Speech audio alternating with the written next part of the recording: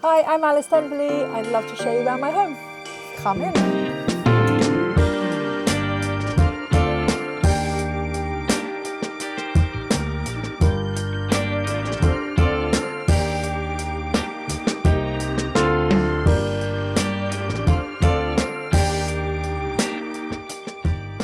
I would describe my house as a little bit of a trip down the rabbit hole, so it's appropriate that I'm called Alice.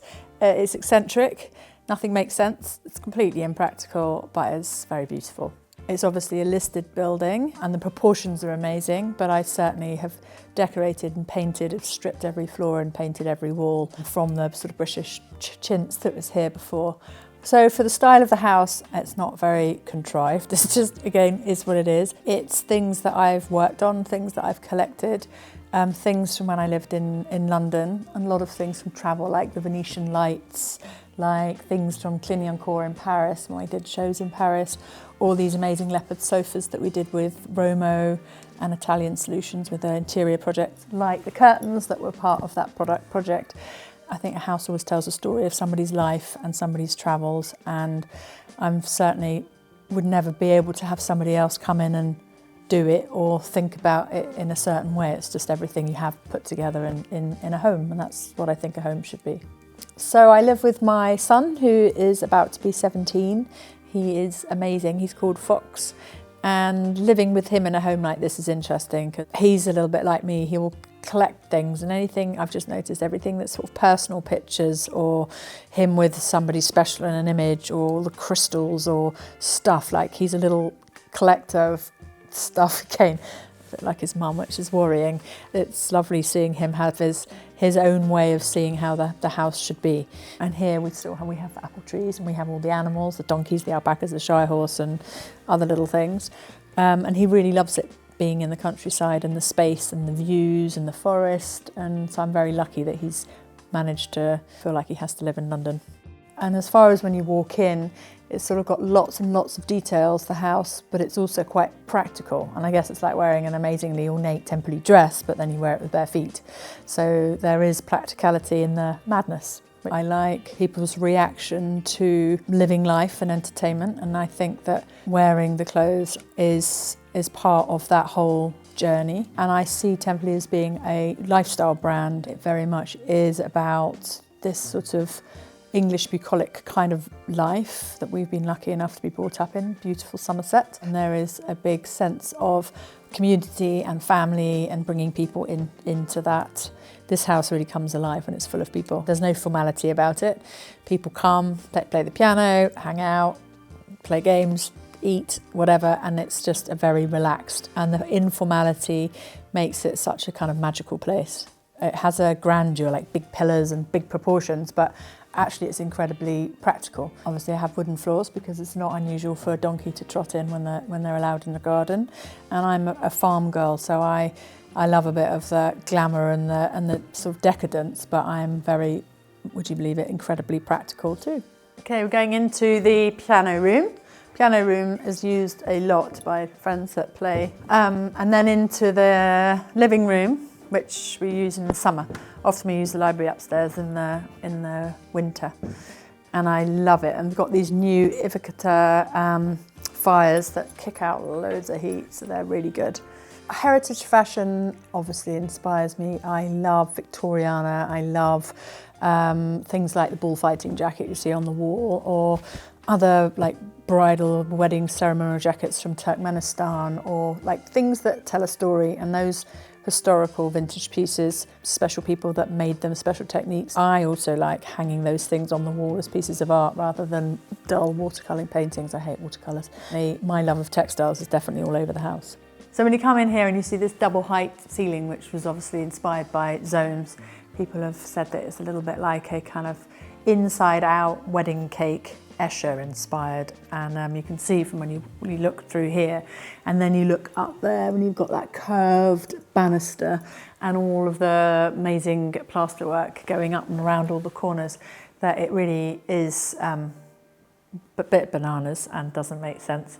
And the Escher you can definitely feel, the Zones you can feel, and the wedding cake you can also feel. So impractical magic, I think, is what I would call it.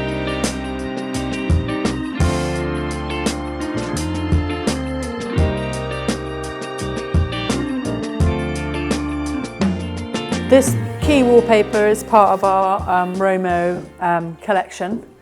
And then we have this nice cosy kitchen in the red that I love, and with the brasserie chairs and the mirrors that I got from Paris. So this is really cozy, and it's like dinky compared to the size of the house, but it's perfect for us, and it stays nice and warm with the Aga, which is really nice. So this is where Fox and I eat, and midweek, cozy, next to the Aga in the kitchen. And luckily Fox is a really, really good cook.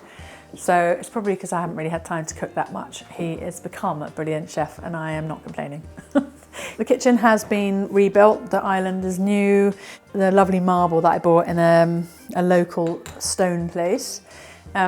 So it's all been completely redecorated in the lovely pink, and then this mirror by Candice Bahuth, who's a local artist and friend of the family. And obviously I love my 1920s advertising posters. And again, it's just a mixed match of things from my travels.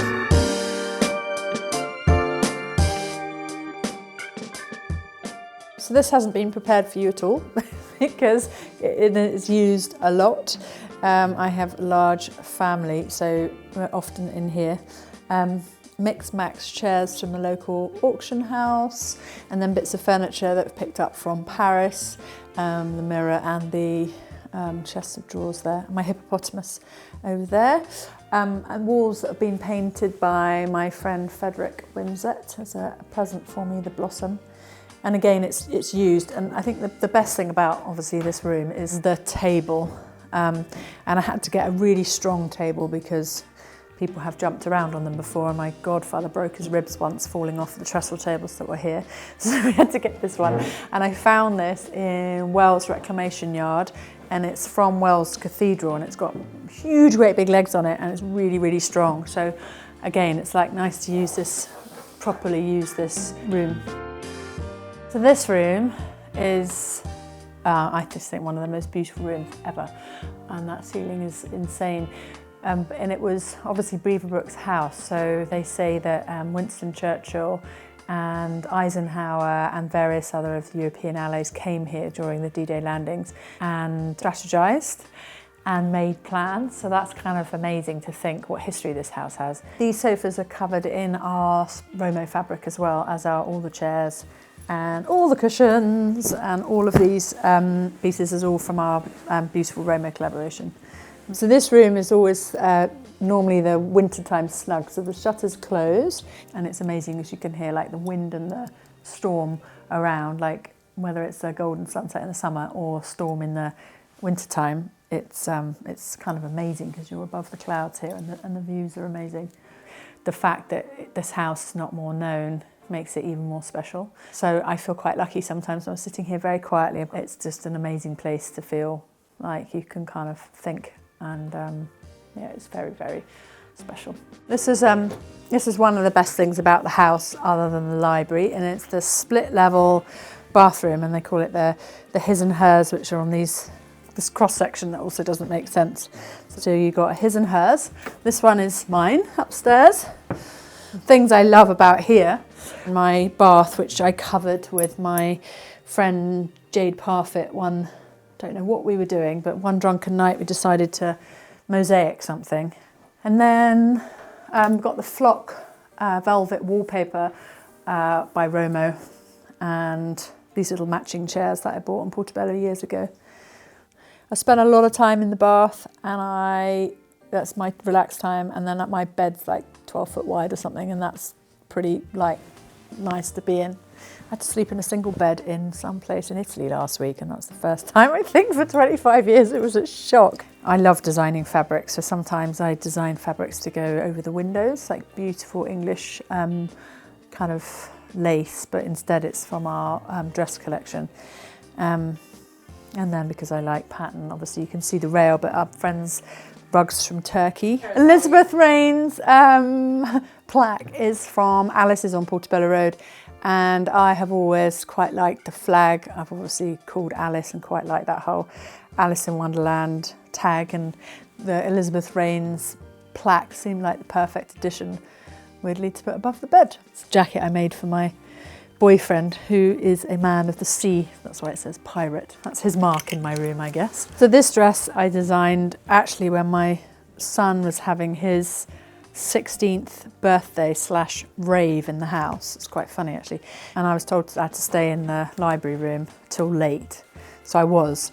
And there's pictures of me doing the artwork like on the floor of the library. And then there was this massive bang on the door, and there's this gang.